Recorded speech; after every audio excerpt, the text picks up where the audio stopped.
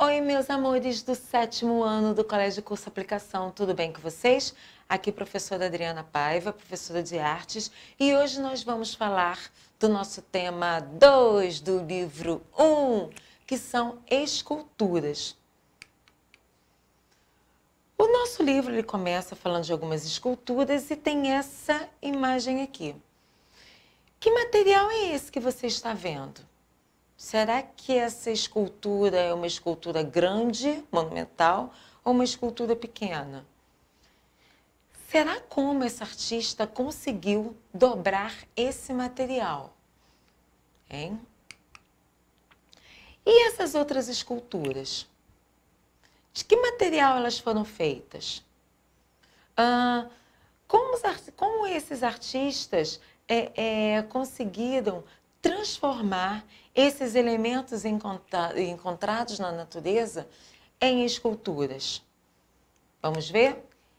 Essa aqui é uma escultura da artista brasileira chamada Lígia Clark, da série que ela fez várias esculturas desse formato chamado Os Bichos. Vocês conhecem o origami?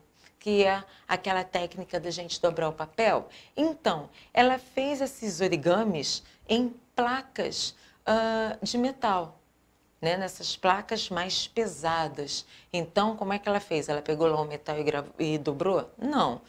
Precisou de instrumentos mais pesados para poder dobrar, precisou de técnicas, ela precisou conhecer técnicas para poder tornar esse metal mais maleável para ela conseguir fazer essas dobras. Tem um estudo na internet muito interessante que ela começa com os desenhos e começa fazendo bem pequenininho, para tamanho mais ou menos assim de origami, para poder chegar a esse tamanho, a essa proporção. Aqui nós temos uma escultura do mestre Didi, que é um artista brasileiro. E o mestre Didi, ele vai usar a sua arte para poder falar da cultura africana, para poder falar dos orixás. Então aqui ele vai usar elementos da natureza, já que os orixás são divindades ligadas à natureza. Então aqui ele vai usar a palha, e vocês estão vendo? Ele vai pintar essa palha, ele vai usar as contas, ele vai usar os búzios, ele vai usar sementes, para poder, essa estrutura aqui, ela está em pé porque tem um ferro, como se fosse o esqueleto dessa estrutura. E aqui nós temos uma outra escultura de um artista que não era brasileiro, um alemão chamado Franz Krassenberg, e ele tinha uma preocupação muito grande com a natureza. Então, ele trabalhava a partir, usando troncos, folhas, galhos que eram encontrados na natureza ou queimados ou cortados, na tentativa de dar mais uma vida a essas partes que um dia fizeram parte do sistema de uma árvore. Um dia, esses troncos, esses galhos que ele ia encontrando pelo caminho e ia transformando, fez parte de uma natureza viva. Era como se ele tentasse dar assim, aquele último respiro de vida. Aqui nós temos mais duas esculturas de materiais diferentes. Aqui nós temos uma escultura do pensador, né? Claro, né? Tá aqui pensando na vida. E essa escultura foi feita por um artista francês chamado Auguste Rodin. Essa escultura é uma escultura de bronze. E a gente observa, né, como será que ele fez para poder esculpir essa escultura em bronze? Será que foi da mesma forma que esse artista que fez esse anjo esculpido em mármore? O mármore é um bloco de pedra que você pega e vai, né, com materiais próprios, um preguinho próprio, né? Não é um prego que você prega a tua casa não, tá? Um prego maior com o final desse prego, né?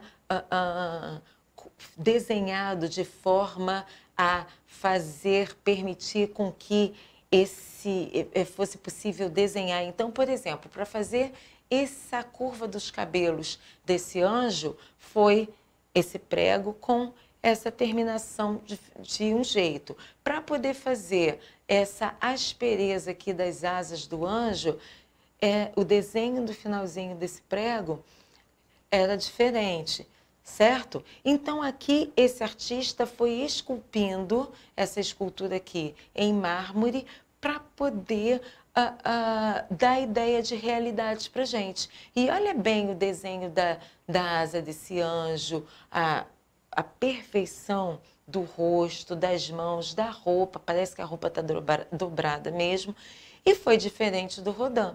O Rodin, ele precisou fazer primeiro uma forma, igual forma de gelo, forma de ovo de Páscoa, que coloca ou a água ou coloca ali o chocolate líquido. E quando esse chocolate endurece, você tira da forma? Então, ele fez uma forma grande, geralmente essas formas eram feitas de argila ou cera, colocou esse bronze em estado líquido, certo? Esperou esse bronze em estado líquido resfriar e tirou, quebrando, né, a argila ou retirando essa parte de cera para ter a escultura.